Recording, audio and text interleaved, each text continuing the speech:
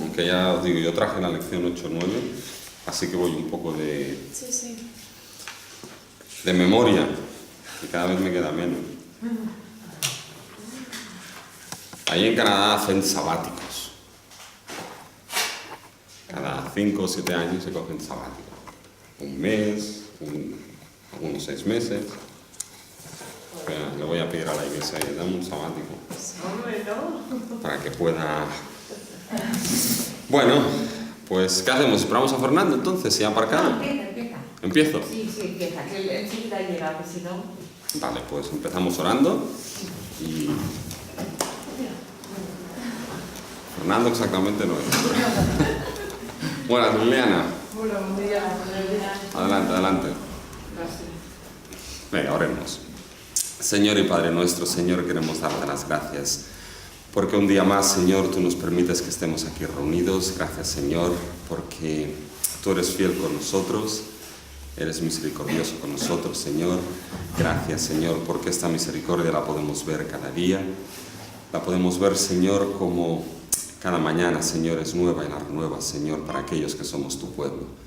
Gracias porque permites también que ahora podamos estudiar tu santa palabra. Señor, que ese estudio, Señor, sea de edificación, Señor, para nuestras vidas, sea, Señor, una verdad en la cual tú nos santifiques, Señor, y algo que traiga gloria y gloria a tu nombre. Señor, dejamos este tiempo en tus manos, en el nombre de Cristo Jesús. Amén. Ahora sí, Fernando, ¿cómo está? Bueno, pues ahí queréis hacer un poquito de repaso de los pactos, pues vamos a ver así a grandes rasgos algunas de las cosas que vimos ya en, no sé si era la lección 7, ahí estaría, hoy intentaremos hacer la lección 8 y 9, ya no sé dónde vamos a llegar, porque ya es un poco más de detalle, pero vamos a ver qué hacemos. Pero bueno, creo que en la lección 7 estuvimos hablando del tema de los pactos y si os acordáis, una de las cosas que dijimos cuando analizamos aquellos aspectos de lo que es la historia de la salvación, de lo que es la metanarrativa, una de las cosas que dijimos es que la historia de la salvación se estructura, ¿ya?, y se organiza en pactos, ¿ya? Por eso dijimos, bueno, pues vamos a hacer un estudio un poco más concreto de lo que son los diferentes pactos que constituyen esa historia de la salvación. Y definimos un poco lo que era el tema de pacto, dimos diferentes definiciones, pero si os acordáis, una de las cosas que era clave es que un pacto no era ni un testamento, ¿ya?, ni un contrato, ¿ya? Nosotros en la Biblia, pues básicamente tenemos el Antiguo Testamento y el Nuevo Testamento, ¿ya?, que esto viene de una palabra griega que es diatheke, que se traduce como testamento, ¿ya? Pero la idea es que el pacto no es ni un testamento, ¿ya?, ni un contrato. Por ejemplo, en el testamento, ese testamento, ¿cuándo se hace efectivo? Cuando la persona muere, ¿ya? Realmente la persona muere, el difunto, y entonces se abre lo que es el testamento. Entonces tienes que hacer la aceptación de herencia y pagar todos los impuestos que te digan, ¿ya? Y si no, pues te vendes las propiedades para pagar los impuestos, etcétera. Esto sería una cosa. Después, el contrato, si os acordáis, en aquella tabla que vimos, había diferentes cosas entre pacto y contrato, pero una de las cosas esenciales es que el contrato, si os acordáis, se basaba en beneficios. Mientras que el pacto, la esencia del pacto, era lo que era buscar relación, ¿ya? Y dijimos que en el Antiguo Testamento habían dos palabras que generalmente solían aparecer o suelen aparecer de manera conjunta que explican lo que es la esencia de la relación de pacto, ¿ya? Y las dijimos así en hebreo porque suena muy bien, pero eran las palabras Hesed y Emet, ¿ya? Que si os acordáis leímos un salmo, que es el Salmo 117, donde esas dos palabras aparecen. Es un salmo muy cortito, que solamente tiene 2 versículos, así que lo podemos leer. Pero las palabras esas Hesed y Emet, Hesed sería ese amor leal, ya que en nuestras Biblias muchas veces viene traducido como misericordia, pero el significado es el significado de ese amor eterno, ese amor leal de Dios. Y el Emet viene traducido por muchas veces fidelidad o verdad, ¿ya? Y si os fijáis en el Salmo 117 aparecen estos dos conceptos. Ese salmo resume, es el corazón de todo el libro, ¿ya? Dice: alabad a Jehová, naciones todas, pueblos todos, alabadle, porque ha engrandecido sobre nosotros su misericordia. Eso sería el Gesed, ha engrandecido sobre nosotros su amor leal, su amor eterno. Y Emet, y la fidelidad de Jehová es para siempre, aleluya. ¿Ya? Por lo tanto, aquí vemos lo que es el corazón de esa relación de pacto. Y es precisamente por ese amor y por esa fidelidad de Dios en esa relación que estamos llamados a alabar a nuestro Dios. ¿Ya? Entonces dijimos que esa era la relación esencial de pacto. Como he dicho, los pactos son lo que estructuran la historia de la salvación. ¿Ya? No solamente son para decirlo de cierta manera, el marco estructural, ¿ya? Sino que son el corazón mismo. Es decir, esa historia de la redención que progresa en la historia y el tiempo, no progresa de cualquier manera. ¿Ya? Vimos que había ciertas cosas ahí que debíamos ir siguiendo, pero una de las estructuras que permite seguir esta historia es precisamente los pactos. Entonces dijimos, bueno, la cuestión es determinar qué pactos son esenciales dentro de la historia de la salvación. ¿Ya? Y aquí dijimos que básicamente había una serie de pactos que son centrales en esa historia que se estructura y que progresa. Uno dijimos que era el pacto con la creación, ¿ya? El otro dijimos que era el pacto con Noé y la creación, ¿ya? El pacto con Abraham, que cogía básicamente de Génesis 12 hasta Génesis 22, por ese pacto sobre todo es visto en el 15 y el 17, ¿ya? Después el pacto con Israel, ¿ya? Que estaría en el libro de Éxodo, y veremos también un poco el libro de Deuteronomio, el pacto con David, y finalmente llegar a lo que es el último pacto, el cual trae a cumplimiento todo esto que es el nuevo pacto en Cristo, ¿ya? Entonces, ¿os acordáis? Dijimos, esos son básicamente los pactos esenciales. Pero todo y así dijimos, hay debate en ellos, sobre todo en dos. En el pacto con la creación, en el cual hay algunos que determinan que no hay pacto en la creación, es decir, Dios no hizo un pacto con Adán y con toda la creación, ¿ya? Y después el pacto con los levitas. ¿Os acordáis que mencionamos que había el pacto con los levitas? No sé si era por el libro de Números y así, pero que algunos determinan que Dios hizo un pacto esencial o especial con los levitas y que ese pacto debería ser considerado también como uno de los pactos centrales para entender la historia de la redención, ¿ya? Entonces, bueno, ¿qué es lo que dijimos ahí? Lo que dijimos es que lo que verdaderamente tiene que mirarse es que si esos pactos en los cuales puede haber dudas son verdaderamente centrales para trazar esa historia, ¿ya? Y a grandes rasgos lo que dijimos es que aunque el pacto con los levitas es un pacto que es importante, no es un pacto central para poder trazar esa historia. El que sí era central es determinar el pacto con la creación, ¿ya? Por lo tanto dijimos, si tenemos que empezar a trazar esa historia de la redención a través de esos pactos, ¿ya? Y los pactos en ese progreso uno se va construyendo encima del otro, ¿ya? No son iguales, son pactos distintos, pero están relacionados, ¿ya? Por tanto, veremos como el pacto con la creación es esencial y el pacto con Abraham se construirá sobre este, etcétera, etcétera, etcétera. Pero si debemos empezar con el pacto de la creación, como en ese pacto dijimos hay dudas de aquellos que dicen sí y aquellos que dicen no, lo primero que hicimos es dos cosas. Primeramente tenemos que determinar la historicidad de Génesis, porque aquí ya entrábamos en Génesis, ¿os acordáis? Y después la justificación de si había pacto o no en la creación. Bueno, con la historicidad, ¿qué es lo que dijimos? ¿Es histórico o no es histórico? Vale, es histórico, ¿ya? Todo Génesis. Hay aquellos que dicen que Génesis, y en especial Génesis 1, 2 y 3, aunque algunos llegan incluso hasta Abraham mismo, ¿ya? Génesis 1, 2 y 3, hay algunos que determinan que no es histórico, ¿ya? Que simplemente pues, era un mito, ¿ya? O era una fábula, o era un poema. ¿Para qué?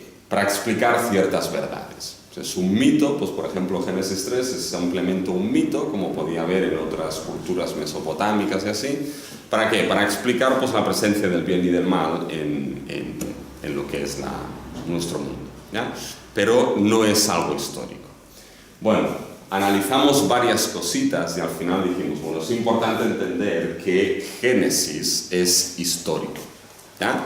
Hubo un Adán histórico, una Eva histórica, una caída histórica, y básicamente dimos dos razones importantes en nuestro análisis. Uno, porque la salvación, si os acordáis, es histórica, ¿ya? El fundamento en el cual Dios obra nuestra salvación y Dios obra esta gran redención es la historia.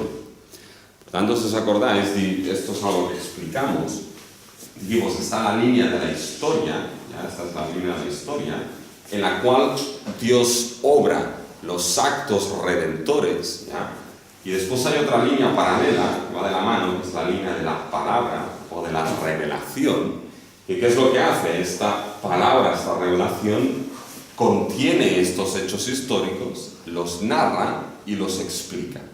Por lo tanto, esa revelación es también histórica, es dada en la historia, en el tiempo, en una cultura concreta. Y esto va a ser muy importante para hoy. Por lo tanto, es imposible eliminar el fundamento histórico de la salvación. No puede, en cierta manera, decirse que es aquello que es histórico y que no es histórico, porque salvación e historia van de la mano, ¿ya? Y por otro lado dijimos que la historicidad es importante porque, como vamos a intentar ver hoy, la creación es algo esencial, ¿ya? Y si os acordáis en ese esquema de creación, nueva creación, ¿ya? En todo ese esquema, al final lo que la historia de la salvación va a intentar llevar a cabo o lleva a cabo es restaurar el ideal de la primera creación, y eso lo va a hacer en Cristo. Por lo tanto, si Génesis y los primeros capítulos no son históricos, la pregunta es, ¿qué nueva creación vino a inaugurar Cristo? ¿Ya?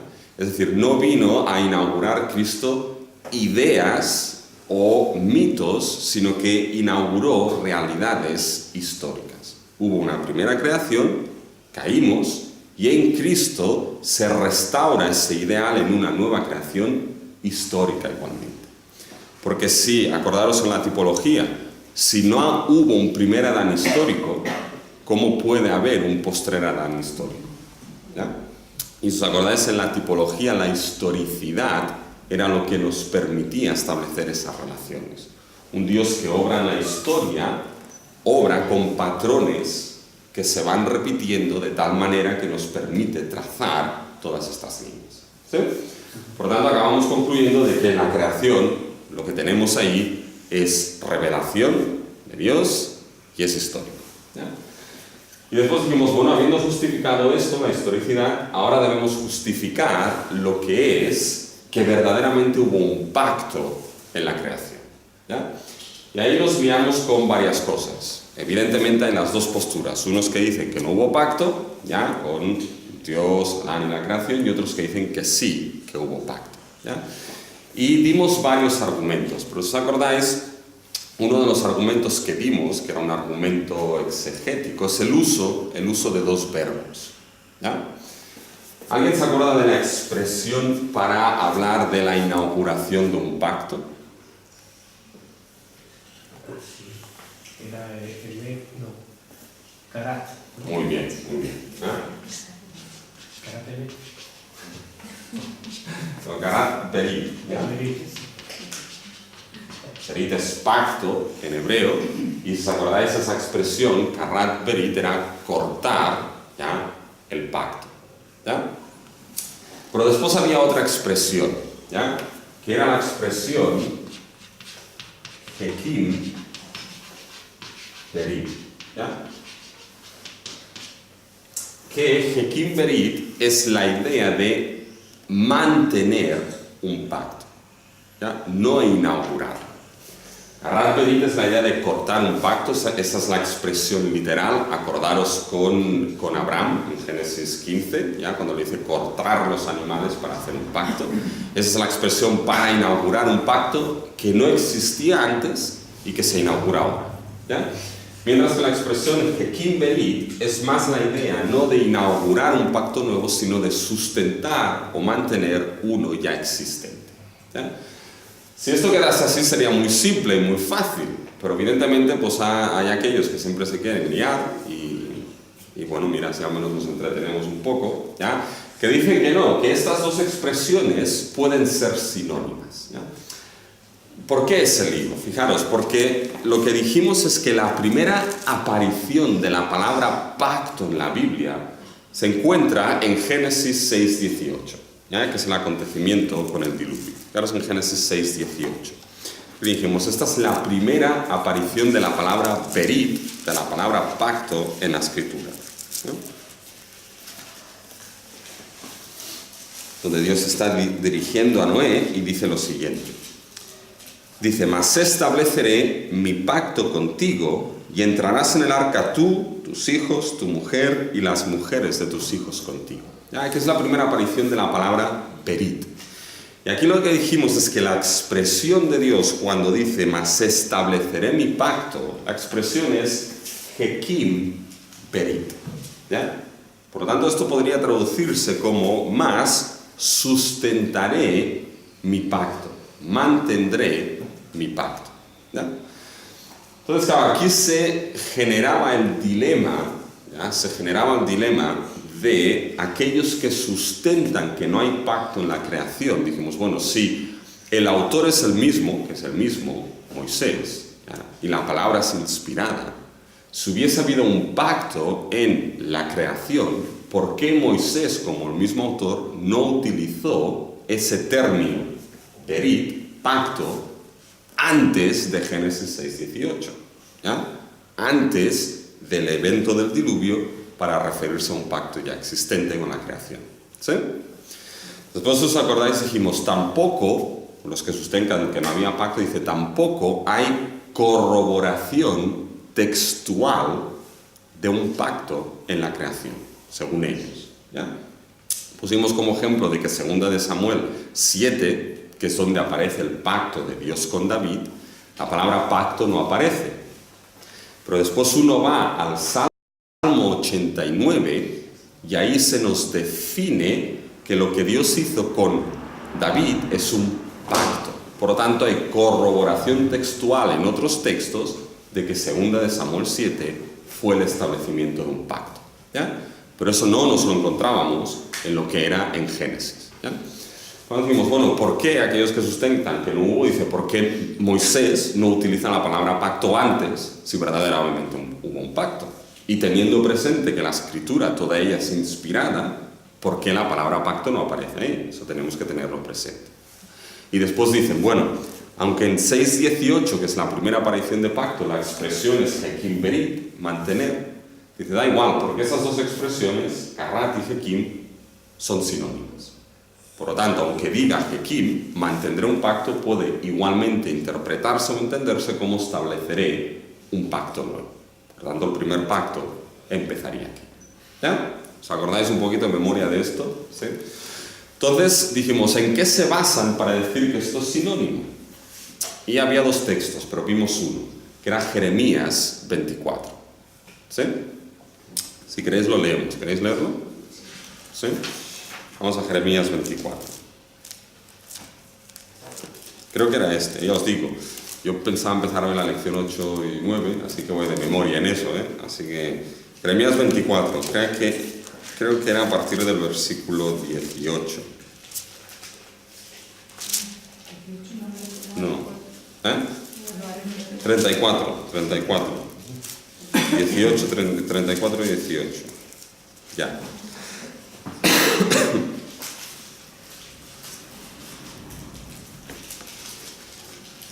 Ese es uno de los textos que utilizaban para sustentar que Karat y Hekim era sinónimo. ¿Ya? Pero al final acabamos viendo que el argumento va a la inversa. ¿Ya? Si os acordáis qué es lo que sucedía aquí. ¿Ya? ¿Os acordáis que el rey, básicamente, el rey Sedequías, qué es lo que hizo? Hizo un pacto, ¿ya? Karat Berit, de que liberaría ¿a quién? Liberaría a los prisioneros. Y ese pacto, Carrat Berit lo hicieron delante de Dios, ¿ya? Pero ¿qué es lo que sucedió después? Se arrepintieron, ¿ya? Y ese pacto que habían inaugurado se arrepintieron y volvieron a tomar lo que eran los que habían liberado, ¿ya? Entonces en el versículo 18 dijimos: y entregaré a los hombres que traspasaron mi pacto, que no han llevado a efecto las palabras del pacto que celebraron en mi presencia, dividiendo en dos partes el becerro y pasando por medio de ellas. Y a los príncipes de Judá y a los príncipes de Jerusalén, a los oficiales, a los sacerdotes y a todo el pueblo de la tierra, que pasaron entre las partes del becerro. Fijaros aquí la idea de partir, ¿ya? Carrat Berit, partir, ¿ya?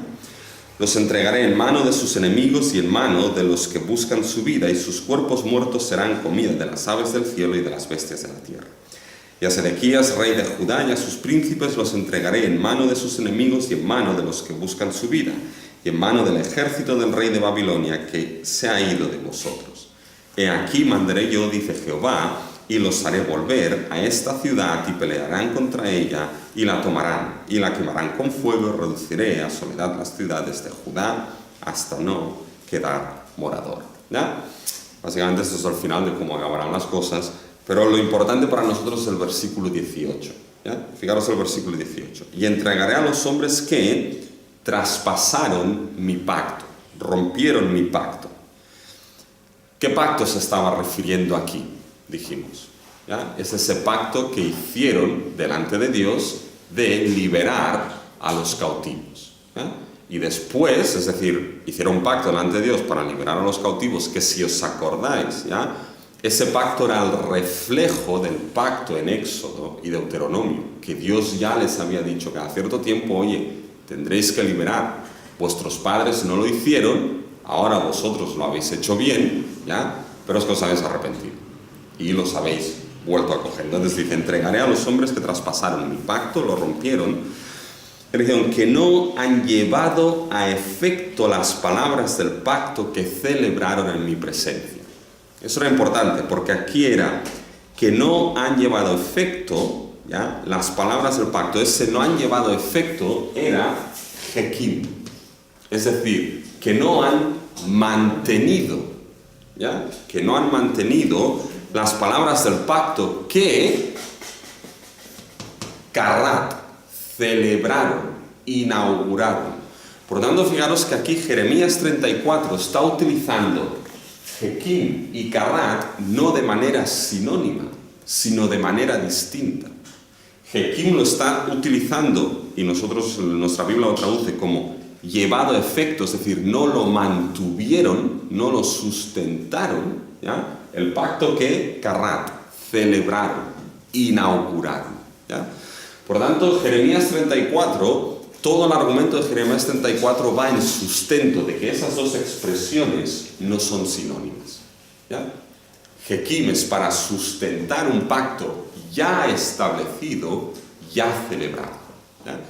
Cuando entendemos esto y vamos entonces a Génesis 6:18, la primera aparición de pacto, y leemos ahí: mas estableceré mi pacto, Jequim, sustentaré mi pacto. Cuando entendemos que Jequim se refiere a sustentar ya un pacto establecido, la pregunta es: ¿qué pacto Dios está sustentando aquí? Y solamente tenemos una respuesta. Tenemos solamente, ¿cuántos capítulos antes del capítulo 6? 5, no hay muchos más, ¿ya? Dice: sustentaré mi pacto. ¿Qué pacto? Bueno, pues un pacto que ya ha sido previamente realizado, y solamente hay uno. Nos sitúa el pacto en la creación misma, ¿ya? Por tanto, esto nos justifica que con el diluvio, vamos a ver, Dios no está realizando un pacto nuevo, está sustentando un pacto ya establecido con la creación. Y cuando lleguemos al diluvio veremos los paralelos que hay entre la creación y el diluvio, de tal manera que Dios sustenta algo que ya estableció en la creación misma, ¿sí?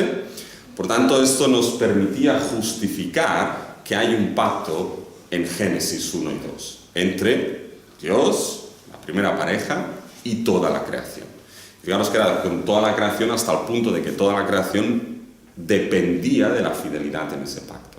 Cuando esa fidelidad se rompió, el primer hombre y mujer y toda la creación fueron hundida en pecado, en condenación. ¿Sí? Vale, más o menos esto es lo que vimos. Más o menos. ¿Sí? Preguntas. ¿Puedo borrar? Sí, en el pacto de la creación no hubo un carácter, no hubo un corte de animales. No hubo corte de animales. ¿Ya? Por eso es una de las cosas de decir, bueno, no encontramos esa expresión, no encontramos la palabra pacto, no encontramos nada de eso, ¿ya? Es decir, no encontramos expresión, no encontramos palabra pacto, no encontramos corroboración, aunque no seas, parece algo, que aparece algo ahí, pero no encontramos corroboración textual, por lo tanto, oye, no puede haber pacto ahí en ese sentido, ¿ya? Por eso toda esta justificación, ¿sí? Hay una cosa que no me quedó clara la otra vez, Ya. y es la palabra digresión. Digresión.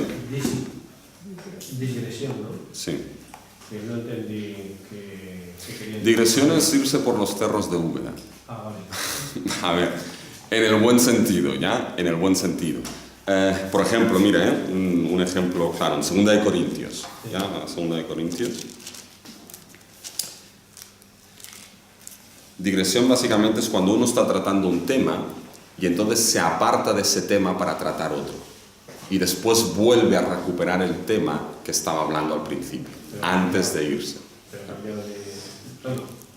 No, fíjate, por ejemplo, fíjate en 2 de Es Corintios. sinónimo de desviarse, ¿no? Sí, es la idea de desviarse. Lo que no es un desvío de como he dicho, los cerros de Úbeda, de eso que se va uno por ahí, sino que tiene una razón. Por ejemplo, fíjate en 2 de Corintios 2, ¿ya? Fíjate en el versículo 12 de 2 de Corintios 2. Dice, cuando llegué a Troas, ya Pablo se está refiriendo a su viaje a Troas, dice, cuando llegué a Troas para predicar el Evangelio de Cristo, aunque se me abrió puerta en el Señor, no tuve reposo en mi espíritu por no haber hallado a mi hermano Tito. Así que despidiéndome de ellos, partí para Macedonia. Es decir, aquí Pablo está hablando de que de su viaje a Troas, ¿ya? Y aunque se abrió puerta ahí para el Señor, él no estaba tranquilo. ¿Por qué? Porque no se había encontrado con Tito.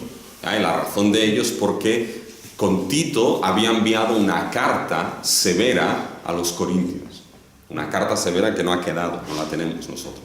Entonces, claro, Pablo había quedado con Tito en encontrarse en Troas, para que Tito le diese noticias de cómo la congregación de Corinto había reaccionado a esa carta severa. Llega Pablo allí, a Troas, no se encuentra con Tito y dice, madre mía, el lío que se ha tenido que montar en esa congregación con la carta que les ha llegado a través de Tito. Entonces no tenía reposo, pobre Pablo, estaba angustiado. ¿Y dónde va? A Macedonia. Entonces fíjate que lo normal ahora sería que Pablo nos siguiese explicando esto en su argumento. Es decir, qué pasó cuando llegó a Macedonia. Pero fíjate que no lo explica. Pablo ahora se desvía de este tema para en el capítulo del 2 al 14 en adelante, pero básicamente del 3 hasta el 7, se desvía de ese tema de Tito, Troas y Macedonia para defender su apostolado. Por lo tanto, esa sería la digresión. Tienes aquí 2:12, tienes un gran paréntesis dentro de Corintios, a grandes rasgos, que son el capítulo 3 al 7, donde Pablo deja el tema de Tito, Troas y Macedonia. Lo deja para qué? Sí, lo deja para qué, no para que diga, bueno, hacer otra cosa. Se desvía, hace esa digresión para defender su apostolado delante de los corintios, porque una de las problemáticas que había, sobre todo en 2 de Corintios, ya, pero también en 1, es que los corintios no reconocían el apostolado de Pablo a raíz de gente que se había infiltrado ahí, ¿ya? Entonces, fíjate, llegamos ahora al capítulo 7 de Corintio, de 2 de Corintio, y fíjate en el versículo 5, ¿ya? Fíjate en el versículo 5. Dice, porque de cierto, cuando vinimos a Macedonia, ahora fíjate, haz una cosa, tú podías leer perfectamente del 2:12 y 13 al 7:5 y no se pierde el argumento para nada. Fíjate, yo lo leo así. Cuando llegué a Troas para predicar el Evangelio de Cristo, aunque se me abrió puerta en el Señor, no tuve reposo en mi espíritu por no haber hallado a mi hermano Tito. Así, despidiéndome de ellos, partí para Macedonia. Porque de cierto, cuando vinimos a Macedonia, ningún reposo tuvo nuestro cuerpo, sino que en todo fuimos atribulados, de fuera conflictos, de dentro temores, pero Dios, que consuela a los humildes, nos consoló con la venida de Tito. Tiene sentido, ¿no? Yo puedo empezar en el capítulo aquí, me salto todo esto, voy aquí y sigo con la historia de Tito y Macedonia. Y oye, encaja. Eso es la digresión. Que Pablo se desvía de ese tema para explicar otro. ¿Ya? No yéndose por la tangente porque sí, sino con un motivo concreto. ¿Ya? Y esto era también muy típico es muy típico de lo que es la literatura hebrea. ¿Ya? La literatura hebrea muchas veces lo que hace es introducir un tema, lo introduce, ¿ya? Lo deja, explica otras cosas, ¿ya? Y después lo recupera más tarde para explicarlo de manera más ampliada. ¿Ya? Esto es típico de... También lo solemos hacer nosotros muchas veces, nos vamos ahí. Lo que pasa es que ellos se iban con sentido. ¿Ya? Nosotros también empezamos a hablar y uno se va y después, ¿dónde estaba yo? ¿Ya? Eso es una digresión, pero no de este tipo, ¿ya? De otro. Bueno, vale, ¿algo más? ¿Nada más? ¿No? Vale. Pues entonces decidimos, bueno, pues vamos a centrarnos ya en lo que es el pacto con la creación. Algo dijimos ya, pero bueno.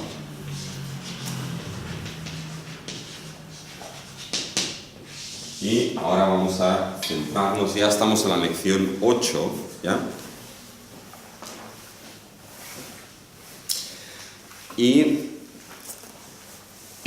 centrándonos en el pacto con la creación, ya acordaros que os expliqué que Génesis es un libro fundamental para la Biblia, ¿ya? ¿Por qué? Porque en él tenemos el origen de todo, tenemos el principio de todo, y si os fijáis, en el antiguo pacto, la mayoría de pactos se encuentran en Génesis. Tenemos el pacto con la creación, tenemos el pacto con Noé y la creación, tenemos el pacto con Abraham, ¿ya? Después los otros dos pactos, que serían Israel y David, se encuentran ya fuera. Pero en Génesis nos encontramos 3, ¿ya? De los grandes pactos que organizan lo que es esa historia. Entonces Génesis es un libro importante, porque es un libro de los inicios, es un libro que nos marca, nos va a trazar las líneas maestras de toda la historia de la salvación, y de Génesis los 3 primeros capítulos son fundamentales, ¿ya? Para poder entender esa historia. Ahora, nosotros nos vamos a centrar únicamente en lo que es Génesis 1 y Génesis 2 para hablar de lo que es el pacto con la creación, ¿ya? Génesis 3, todo y que es de suma importancia, básicamente lo que ahí se nos resume es la rotura de ese pacto, ¿ya? Y la caída del ser humano, que eso lo estudiamos en otro curso que es Teología Sistemática cuando hablamos del que es el pecado, ¿ya? Y ahí nos centramos en Génesis 3. Cuando nosotros nos centraremos en Génesis 1 y Génesis 2, ¿ya? Porque una de las cosas que explicamos es que Génesis 1, ¿ya? Y Génesis 2, si os acordáis, no eran 2 narraciones distintas de la creación. Hay algunos que hablan de 2 narraciones distintas de la creación. Y la razón, ¿alguien se acuerda de por qué? Hace hincapié en la creación del hombre, ¿no? Vale, bueno, eso es una de las cosas que Génesis 2 hace, ¿ya? Pero aquellos que sustentan el hecho de que son 2 narraciones distintas de la creación, ¿ya? Si os acordáis, os hablé un poquito de la hipótesis documentaria, ¿ya? De aquellos que creen que la Biblia ha sido hecha a parches, ¿ya? Pero uno de los argumentos que dan por los cuales son 2 narraciones distintas es porque, si os fijáis, en el versículo 1, ya de Génesis 1, que hoy estaremos un poco en ello, claro, en español no lo vemos, pero fijaros que dice: en el principio creó Dios los cielos y la tierra, ¿ya? Aquí el nombre que aparece para Dios es Elohim, ¿ya? Y todo Génesis 1, pues básicamente es Elohim. Ahora bien, cuando llegamos a Génesis 2, ya la cosa cambia. Fijaros, por ejemplo, en el versículo 7 de Génesis 2. Dice: entonces Jehová, Dios. Aquí aparece el nombre de Jehová, ¿ya? El nombre de lo que se llama el tetragramaton, ¿ya? Las 4 letras en hebreo que los judíos nunca dirían el nombre Jehová. Siempre cuando aparece el tetragramaton ellos dicen siempre Adonai, Señor, ¿ya? Porque el nombre de Jehová es tan sagrado que no puede ni pronunciarse, ¿ya? Pero aquí aparece básicamente el nombre de Jehová, que es el nombre de Dios cuando le fue dado a Moisés, sobre todo en Éxodo. Por lo tanto, hay aquellos que dicen, oye, son dos nombres distintos. En Génesis 1, la primera narración de la creación, aparece Elohim, y en Génesis 2 aparece el nombre de ¿qué? Jehová, J. Ya está, ya la tenemos. Es que había dos sets de documentos distintos. Unos documentos con el nombre de Elohim, que se le llamó y otros documentos con el nombre de Jehová, J. A lo largo del tiempo llegaron los editores, ¿y qué es lo que hicieron? Pues oye, estas dos narraciones nos hablan de la creación, pues vamos a juntarlas. Pero juntaron documentos de aquí y documentos de aquí. Y salió la narración de la creación. Por eso son dos narraciones distintas. Una explicada en los documentos y otra explicada en los documentos J. ¿Ya? Esa es la hipótesis documentaria, que no os la tenéis que creer en absoluto. ¿Ya? ¿Por qué? Porque es que evidentemente esto se salta todo lo que es la inspiración de la Biblia, ¿ya? Eso se salta de que Moisés fuese el autor, se salta un montón de cosas. Y esa hipótesis documentaria, si os acordáis, os expliqué que estaba basada en la teoría de la evolución. Eso sale en el siglo XIX. La teoría de la evolución es que todo que evoluciona de tal manera es que la Biblia igual. Se niega en el racionalismo del siglo XIX cualquier cosa que sea sobrenatural, por lo tanto la inspiración de la escritura es algo sobrenatural. Eso no entra aquí, se descarta, todo evoluciona, la Biblia lo mismo. A base de parches, pues evolucionó y tenemos lo que tenemos hoy en día. ¿Ya? Pero como bien ha dicho Fernando, esta no es la razón. ¿Ya? La razón básicamente, si os acordáis, es que Génesis 1 y 2 no son dos narraciones distintas de la creación, es una sola. ¿Ya? Y es como aquello que os explicamos, esos dos altavoces, el altavoz derecho y el altavoz izquierdo. ¿Ya? Que cuando los tenemos los dos de manera conjunta, tenemos el sonido, ¿ya? Tenemos el Dolby Surround, ¿ya? De toda la narración de la creación. ¿Por qué? Porque Génesis 1 es la narración más en general, y Génesis 2, en ese patrón que os he explicado, y que muchas veces la literatura hebrea lo que hace es introduce un tema y después más tarde lo explica, o a la inversa. Génesis 1 es general, y Génesis 2 generalmente lo que es la explicación del sexto día de creación. ¿Ya? Que eso lo veremos en el próximo día que nos reunamos. Pero Génesis 2 lo que hace es, nos habla igualmente de la creación, pero desde otra perspectiva que nos complementa esa narración. En concreto la perspectiva del sexto día. Del ser humano creado, como es puesto en el Edén, y el pacto que se establecería. ¿Sí? Por lo tanto, no hay dos narraciones de la creación. ¿Vale? Entonces, nosotros nos vamos a centrar en estudiar esto. Hoy no pasaremos de Génesis 1. ¿Ya? Próximo, llegaremos, Dios mediante, a Génesis 2. Y a este paso diréis, madre mía, no acabamos. ¿Ya? Pero bueno, oye, ya. Algún día acabaremos. ¿Ya? ¿Y cómo vamos a centrarnos en el pacto de la creación en Génesis 1? Empezamos en Génesis 1. Primero lo que haremos será, de cierta manera, la exégesis, ¿ya? de Génesis 1. Y lo vamos a hacer desde 3 puntos de vista. Primero, miraremos Génesis 1 y el concepto que se llama de las cosmogonías en el Medio Oriente. ¿Ya? Eso es importante. Después nos centraremos en hacer la exégesis de Génesis 1. Evidentemente no analizaremos todos y cada uno de los días, ¿ya? Porque es que si no, aquí entonces sí que nos salimos, ¿ya? Lo haremos a nivel más general. Y después nos centraremos en analizar algo importante para la historia de la redención, que es básicamente el concepto del ser humano creado a imagen conforme a la semejanza de Dios, ¿ya? Y de ahí saltaremos a ver cómo la creación se sitúa dentro de esa historia bíblica, la importancia que tiene. ¿Sí? Muy bien, pues vamos primeramente a analizar lo que es la creación dentro de lo que son, o lo que es el concepto de cosmogonía del Medio Oriente, ¿ya? Del Antiguo o Medio Oriente, ¿ya? Fijaros que Génesis 1, ¿qué es lo que nos narra? A grandes rasgos nos narra cómo todas las cosas empezaron. ¿Sí? Eso es importante. Por lo tanto, fijaros que el primer versículo de la Biblia, que es uno de los versículos fundamentales, ¿ya? Nos dice, en el principio creó Dios los cielos y la tierra. ¿Ya? Es el origen de todas las cosas. Y si os acordáis, creo que esto lo mencionamos un poquito, dijimos que había dos palabras ya que son importantes, que es la palabra una cosmología y cosmogonía. ¿Qué es eso? ¿Ya? Una cosmología y la cosmogonía. ¿Alguien tiene idea de esto? Una idea. La segunda es cuando explica Vale. Muy qué bien. es la creación, ¿no? Y la primera, pues...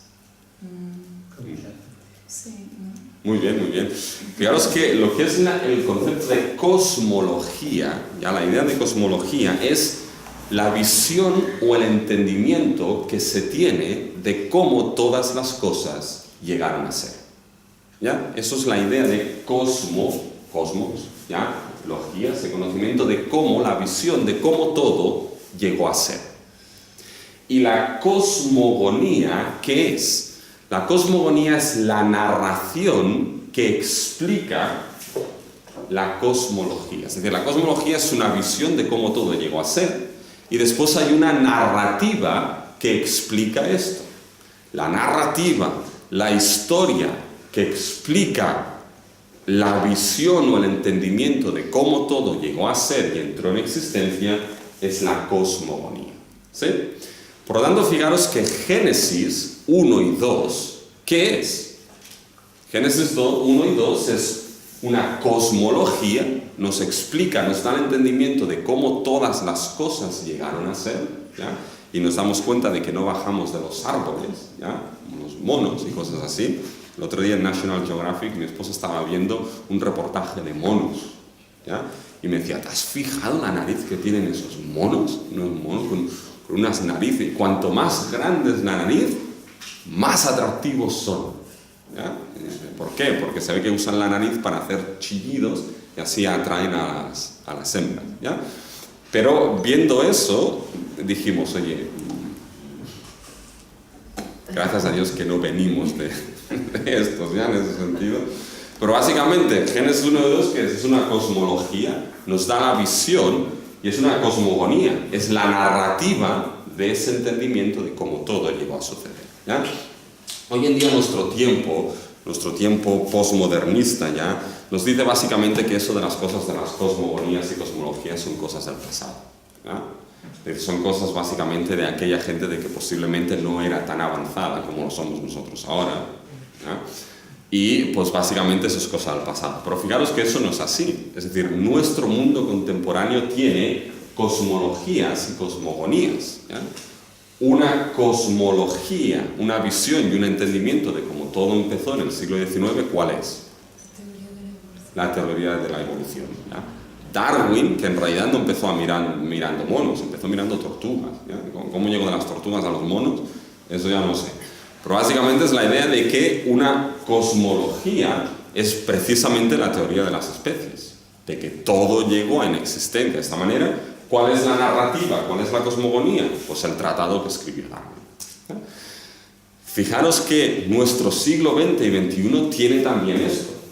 Hoy ya no descendemos de los monos, sino que venimos de ET. ¿Ya? Y eso está muy de moda hoy en día, muy de moda. ¿Ya? ¿Cómo llegó la vida en existencia aquí en la Tierra? Pues bueno, ya no buscamos el origen en la Tierra, sino fuera de la Tierra. ¿Ya? Y enviamos básicamente naves a meteoritos que están ahí en movimiento porque estos nos van a dar, ¿qué? Información del origen de la vida en la Tierra. Y llegan aquellos que dicen que fueron los extraterrestres quienes trajeron ADN alienígena que lo mezclaron, quién sabe con qué, aquí no sé, con monos y así, y ¿qué aparecimos? Nosotros, ¿ya? Por eso somos un tanto raros, ¿ya? Pero esto es una, ¿qué? Eso no deja de ser una cosmología, una visión de cómo llegó todo a ser, ¿ya? Con una cosmogonía, con una narrativa que te explica todo esto de T, y los hombrecitos, y el ADN, y etcétera, etcétera, y etcétera, ¿ya? Por lo tanto, fijaros que no estamos tan lejos de esos que nuestra sociedad dice, no, es que eran un tanto más, no eran tan evolucionados como nosotros. Bueno, en fin, ¿no? Por lo tanto, fijaros que es importante, cuando llegamos a Génesis 1 y 2, es importante considerarlo dentro de este concepto, ¿ya? De concepto de cosmología y cosmogonía, porque es lo que es, ¿ya? Es decir, es una visión de cómo todo empezó y una narrativa que nos lo explica. Pero algo muy importante, debemos considerarlo como una cosmogonía y cosmología del Medio Oriente, o del Antiguo Oriente, no del siglo XXI. ¿Ya? Y eso a veces es lo que nos cuesta, ya hay mucho debate en ello, y ahora leeremos un poquito en esto. Pero eso a veces es lo que nos cuesta. La manera en cómo Dios trajo por revelación la narrativa de cómo todas las cosas llegaron a ser, la trajo con una visión cultural del tiempo en el cual fue dada, no de nuestro siglo XX o de nuestro siglo XXI. ¿Ya? Y eso es muy importante. Por tanto, fijaros que vamos a tener que cubrir en cierta manera, y lo hemos dicho alguna vez, este puente cultural que nos separa a nosotros. ¿Ya? Ahora bien, aquí hay dos cosas importantes, ¿ya? Diciendo que Génesis 1 y 2 se encaja dentro de esas cosmogonías del Medio Oriente, no quiere decirse que sea igual a esas cosmogonías, ¿ya? Porque muchas de esas cosmogonías, de esas narraciones de la creación o de cómo todo empezó del Medio Oriente, eran mitos o poemas, ¿ya? Por ejemplo, hay una que es muy conocida, que es el mito babilónico, la cosmogonía babilónica de Enuma Elish, ¿ya? No sé si la habéis oído, pero estar familiarizado con ellos porque siempre te la meten por en medio, ¿ya? De Enuma Elish, que incluso el autor de esa composición dice que es un poema o una canción. Por lo tanto, esa cosmogonía misma está definiéndose como mito, como poema, ¿ya? Decir que la creación es una cosmogonía del Medio Oriente, no estamos diciendo que sea como las cosmogonías de aquel tiempo, ¿ya? No es un mito, no es un poema, es, como hemos dicho y por eso lo justificamos, histórico. Son acontecimientos históricos que sucedieron. Y una gran diferencia que no podemos perderla en absoluto, ¿ya? Es el hecho de que como cosmogonía es dada por revelación. Es revelación de Dios. Por lo tanto, una gran diferencia, que lo vamos a volver a repetir, es que todo y encajarse dentro de estas cosmogonías, la diferencia es que es histórica, ¿ya? Y acordaros la importancia de esto, el fundamento de la historia para la salvación, y la creación es esencial para esto, ¿ya? Porque vamos a poder decir que es que si no hay creación, no hay redención, ¿ya? Porque vamos a ver que una de las cosas que la creación nos enseña es que nuestra redención, la redención obrada por Dios, es un acto ¿de qué? De nueva creación. Y el poder desplegado en la creación es el mismo poder desplegado en la redención, que lo hace todo nuevo, ¿ya? Por lo tanto, cuando Darwin se cargó a Dios como creador, estaba haciendo algo serio, ¿ya? Ahí, algo serio. Bueno, la diferencia es que es histórica y dos, que es revelación. Es revelación de Dios, ¿ya? La cosmogonía es palabra de Dios, ¿sí? Por lo tanto, eso lo iremos repitiendo. Pero fijaros, ¿qué es lo que nos encontramos? Génesis 1 y 2 como cosmogonía y cosmogonía del Medio Oriente, evidentemente hay varias opiniones ahí. Hay aquellos que dicen que no tiene que considerarse de esta manera. Y hay aquellos que dicen que sí. Fijaros lo que un autor dice que no, ¿ya? Fijaros si él se llama Richard Lancer, y fijaros lo que dice. Dice, en muchos colegios bíblicos y en algunos seminarios, yo añadiría aquí, y en alguna iglesia, porque aquí lo vamos a mostrar, ¿ya? Hoy en día se les dice a los estudiantes que entiendan el libro de Génesis como literatura típica del Medio Oriente, ¿ya? Compartiendo muchos rasgos en común con dicha literatura. Walton, se refiere a un autor, muestra primeramente su preocupación por entender Génesis 1 a la luz de la literatura del Medio Oriente. Dice, su comentario en el blog, que fue ese blog, así lo confirma, dice, lo cita. Dice, estoy intentando entender el texto de Génesis como un texto del Medio Oriente, donde quiera que me lleve. Dice, esto marca una desviación del principio de usar la escritura para interpretar la escritura. Fuerza a la gente a ver a los antiguos israelitas como una gente típica del Medio Oriente, adoptando ideas de cosmogonías comunes. Evidentemente, este autor no está nada de acuerdo, ¿ya?, en que Génesis 1 y 2 se ha entendido como una cosmogonía del Medio Oriente, ¿ya?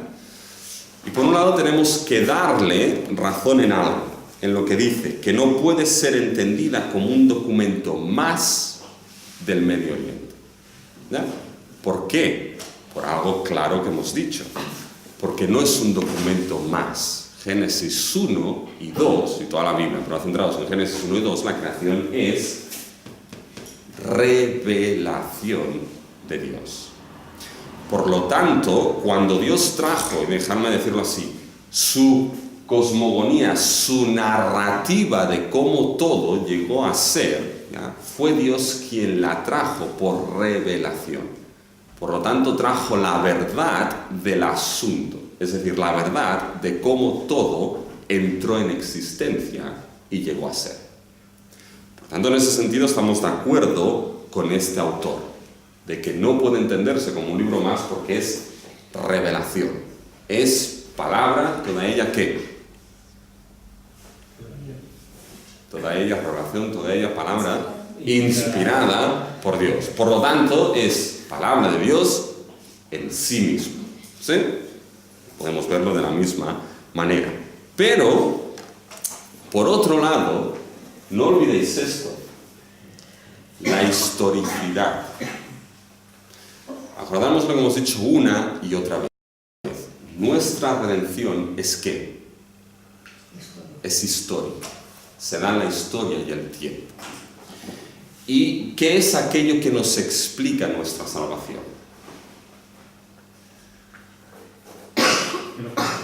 ¿Qué es aquello que nos explica esa salvación histórica? El camino de la salvación. Sí, pero nuestra salvación es histórica. ¿Pero qué es aquello? ¿Dónde encontramos y entendemos y comprendemos nuestra salvación? En la Biblia. Muy bien.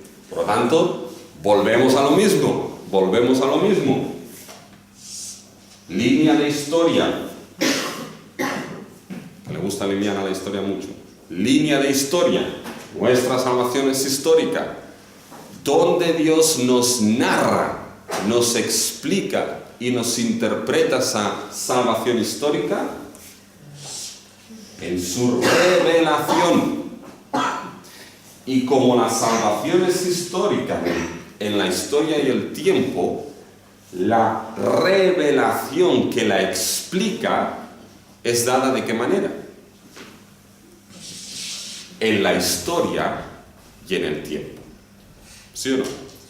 ¿Qué quiere decirse con esto? Que cuando Dios trajo su revelación acerca de cómo todo entró en existencia, la trajo para un pueblo determinado, ¿sí o no? Para Israel.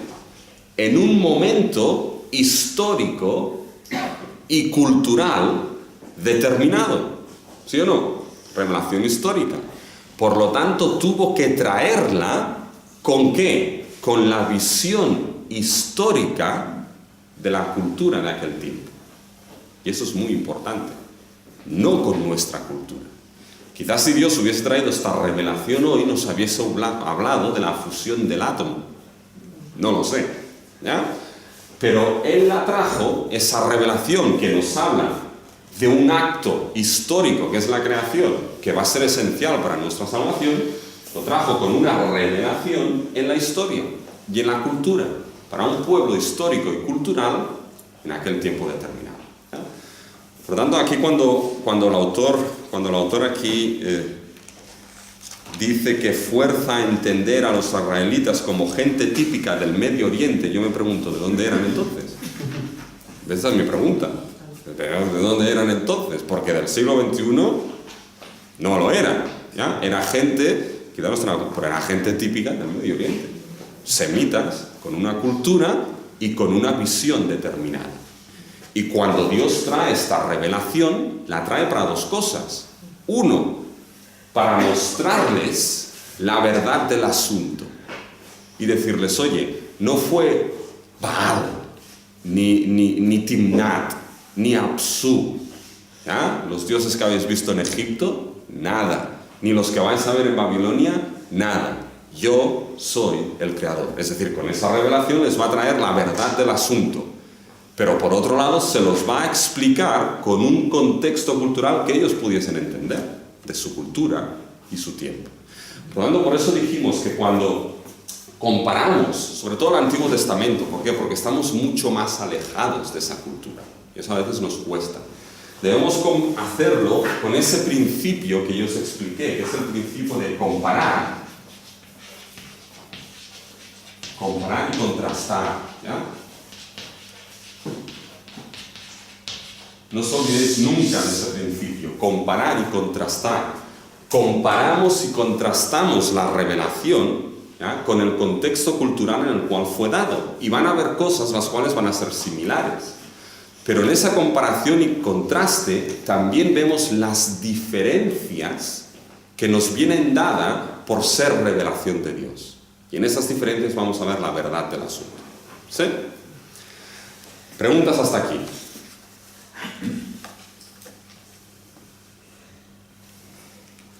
¿No? Vale, pues ahora tendríamos que en ese comparar y contrastar ver las semejanzas y las diferencias que hay. Ya vamos a mostrar algunas de las semejanzas que hay, ¿ya? Pero son las 11, podemos parar y... ¿Queréis parar? ¿No? Algunos pues salen muy buenos, ¿eh? Bueno, vamos 15 minutos, hacemos las comparaciones y todo esto y después pasamos, ¿ya? ¿Esto lo habéis entendido más o menos?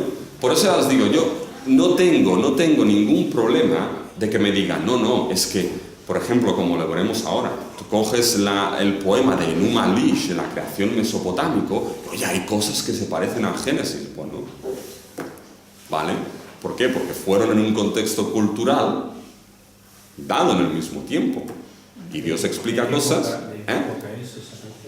Enuma Elish es babilónico. Hay algunos que dicen incluso que fue antes de Génesis. ¿Ya? ¿Pero por qué lo dicen? Para cargarse a Génesis. ¿Ya?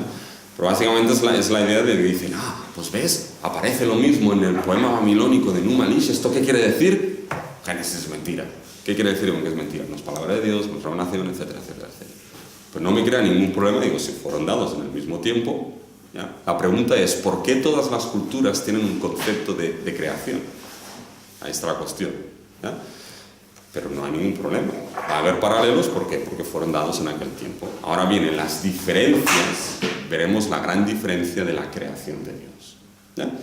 Cuando hacemos esto, lo situamos en su sitio. Fijaros en algunos de los paralelos, ya que eso es importante. Todas las cosmogonías tienen una descripción de un estado, ¿ya?, de un estado prístino, es decir, un estado inicial, el cual siempre era definido como un caos acuoso. Habían unas aguas caóticas antes de que todo fuese creado. Muchos mitos de Babilonia así empiezan de esta manera. Había un caos acuoso, ¿ya?, aguas que eran caóticas. Fijaros una narración de Enuma Elish, ¿ya? Dice, en el principio, fijaros cómo empieza, ¿ya?, cuando arriba los cielos no habían sido nombrados y la tierra firme abajo no había sido llamada con nombre, fijaros el lenguaje que usa, ¿eh?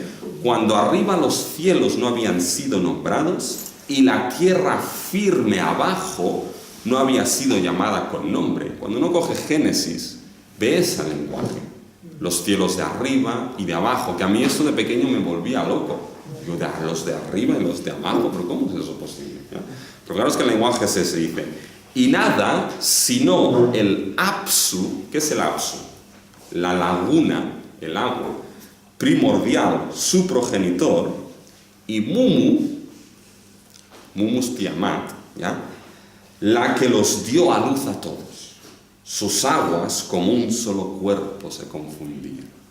Es mentira, pero bonito al menos lo es, ¿ya? En ese sentido, ¿ya?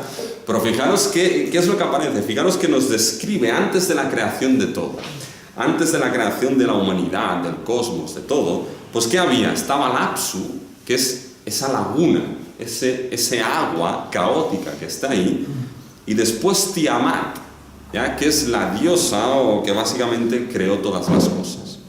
Si uno lee en Numa Elish, las cosas siempre, los dioses paganos, unas cosmogonías paganas, o se crean con guerras, ¿ya? Unos dioses que se pelean con otros, y aquí Tiamat lo que hizo es que abrió a uno, se la abrió, y de las tripas hizo las estrellas, o con sexo, relaciones sexuales, que es lo que pasa aquí, sus cuerpos se confundían y así, ¿qué es lo que está diciendo? Bueno, pues XX pondríamos hoy, ¿ya? Pero básicamente, pues es con sexo, todas las cosas se dieron, ¿ya? Pero fijaros que es la idea de esa agua caótica antes de que todo se cree, ¿ya? Fijaros que en Egipto era exactamente lo mismo, ¿ya? Había unas aguas que se llamaban las aguas primordiales, había un caos inicial donde había unas aguas caóticas, ¿ya? Fijaros que cuando eso lo cogemos y lo llevamos a Génesis, ¿qué es lo que nos encontramos en Génesis? Vamos a Génesis 1, ¿ya? Nos encontramos uno de los textos que ha llevado de cabeza durante años y sigue llevando, ¿ya?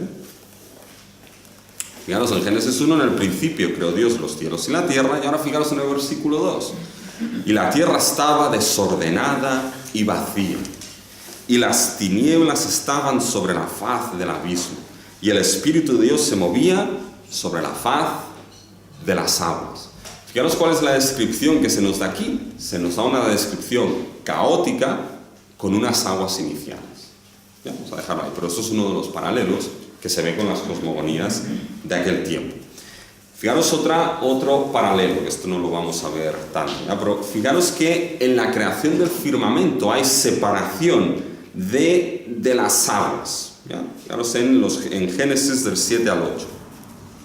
E hizo Dios la expansión, y separó las aguas que estaban debajo de la expansión de las aguas que estaban sobre la expansión. Y fue así.